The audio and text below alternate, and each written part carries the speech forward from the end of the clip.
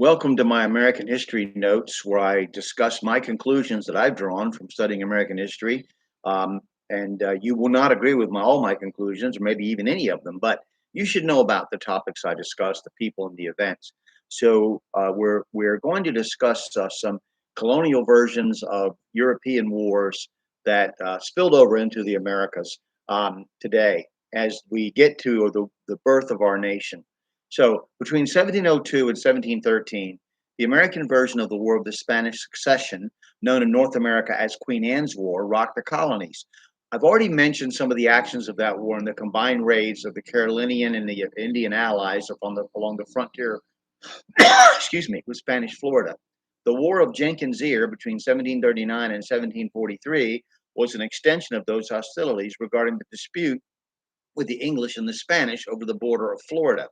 King George's War was the American version of the War of the Austrian Succession and lasted from 1740 to 1748. These wars over who would succeed to the throne in European countries when a reigning king died childless or with multiple claimants for the throne, and with different countries backing different aspirants to those thrones, always spilled over into the colonies of the European nations involved. The French tried to regain Port Royal, Nova Scotia, which they had lost in the previous war and which was renamed Annapolis Royal in 1744.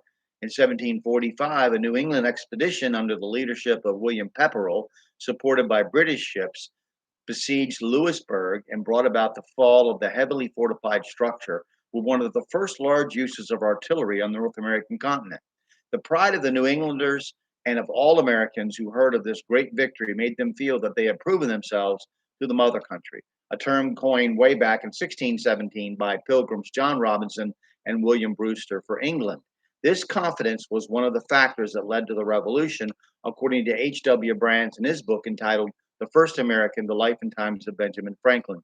In 1746, a French expedition against the English's Cape Breton Island and Nova Scotia was destroyed by a storm off the coast of Nova Scotia.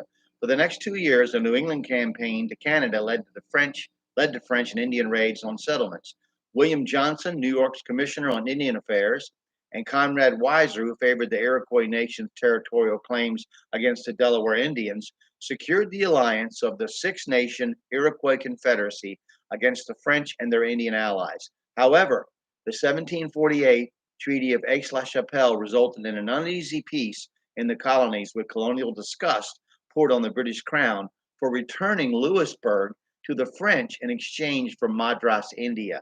I compare you to certain things like, history shows that Kennedy didn't just back down Khrushchev and the Bay of in the pig the Cuba, excuse me, I'm not the Bay of Pigs, but the Cuba missile crisis. He didn't just back him down. He also made concessions in Turkey for our missiles in Turkey.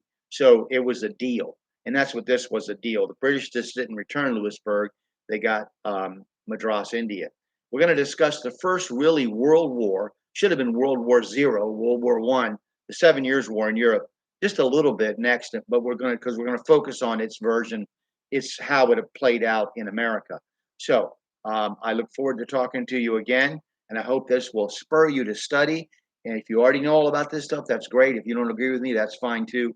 The important thing for me is that this makes you go, hey, what is that? And look it up. All right. Thank you very much.